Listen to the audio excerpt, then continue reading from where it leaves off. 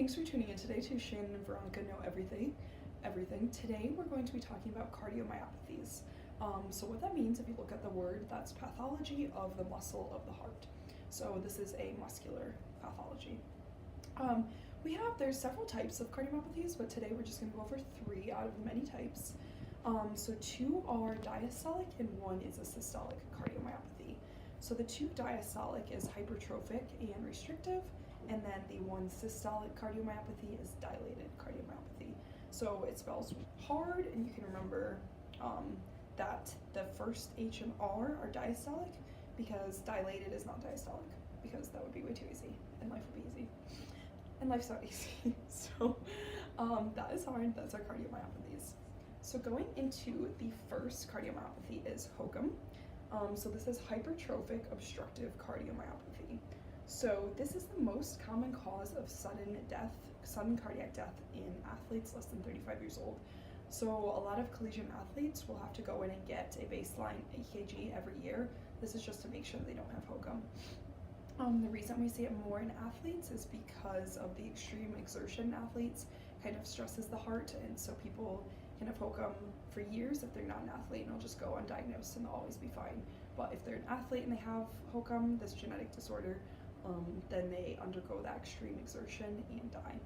And I mentioned it's a genetic disorder of the sarcomeres. It causes disorganization of the sarcomeres, so problems with the relaxation is because it's a diastolic river. Another thing to know is that you can have HCM or HOCM. So I say HOCM, but it's also sometimes we don't have the obstruction, so you just have hypertrophy of the cardiac muscle. And I have this little drawing. The hypertrophy can be anywhere, but for the most part it's septal hypertrophy. And so you can see here I have the septum, and the left ventricle gets smaller due to that overgrowth that kind of grows and creates a smaller left ventricle. So you have that obstruction with blood leaving the left ventricle is the problem. So the murmur for this is a systolic crescendo decrescendo murmur.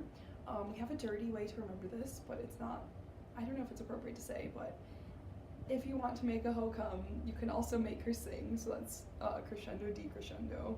And then we also have a way to say deep Q waves with that, but I'll skip over that. You can use your imagination. So the really red flag physical exam findings is that crescendo decrescendo murmur. You also have a double carotid pulse. I don't know why. It's something to do with the hypertrophy, and the heart can't relax, so you kind of just get a double pulse there. And then on an EKG, you see deep Q waves and left ventricular hypertrophy because it's hypertrophic.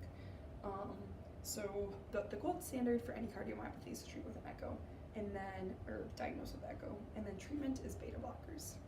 So I'm going to go on. Veronica's going to talk about the other diastolic cardiomyopathy. Alright guys, it's me again between 2 ferns. So the other diastolic cardiomyopathy is restrictive cardiomyopathy.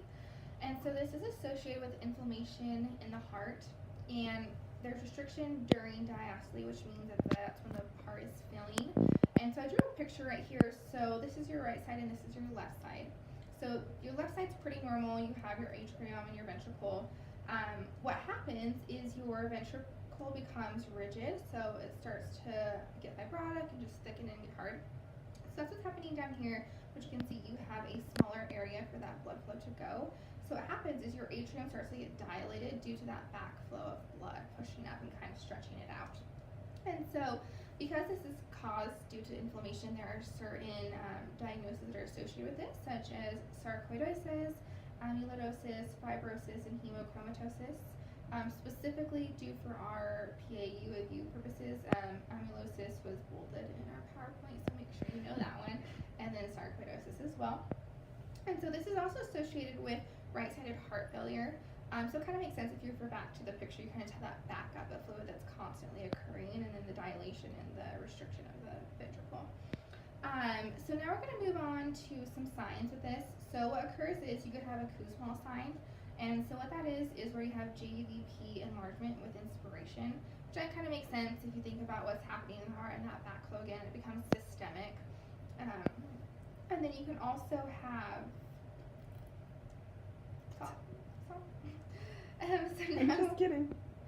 Moving over to diagnosis, as always, an echo is the gold standard for for cardiomyopathies. So going over treatment, there is no specific treatment, but we also were told beta blockers and calcium channel blockers. And then you want to be very cautious with diuretics in this case as well. So now we're going to go back to Shannon, who's going to go over dilated cardiomyopathy.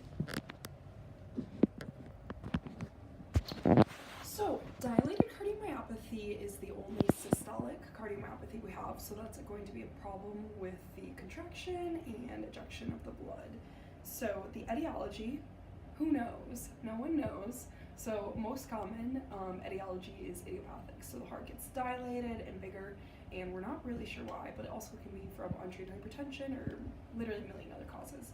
It makes sense that it's the 95% because a lot of things cause it, but for the most part, who knows? So our diagnosis for this, gold standard diagnosis for cardiomyopathies, is an echo. We can also do a chest x-ray.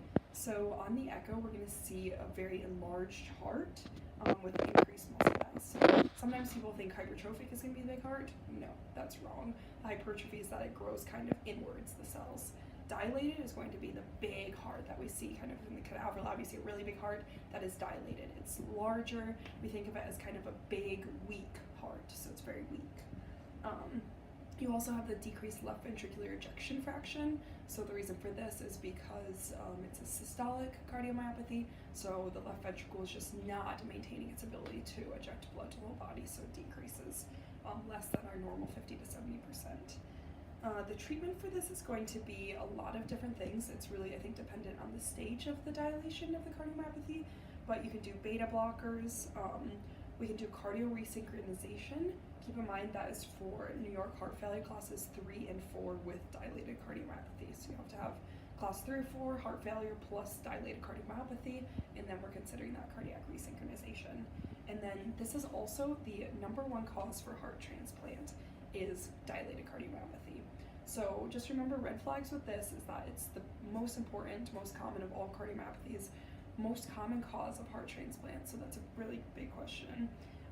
And then you get a dilated, increased muscle mass, weak, dilated heart with decreased left ventricular ejection fraction. So thank you for tuning in. Today we discussed the 3 cardiomyopathies. That's hypertrophic, dilated, and restrictive. Thank you.